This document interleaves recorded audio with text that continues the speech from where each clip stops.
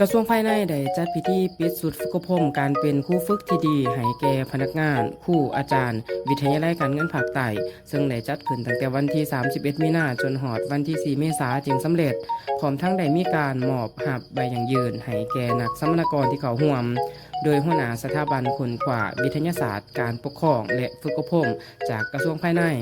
โดยมีจุดประสงค์ก็เพื่อเรียนรู้เกี่ยวกับทักษะและการบรรยายเอกสารการเว้าถึงเวที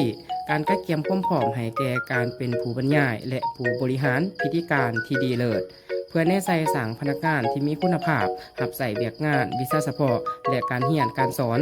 ยกระดับให้แก่พนักงานเฮ็ดหน้าที่ในการบริหารเบียกงานให้เข้า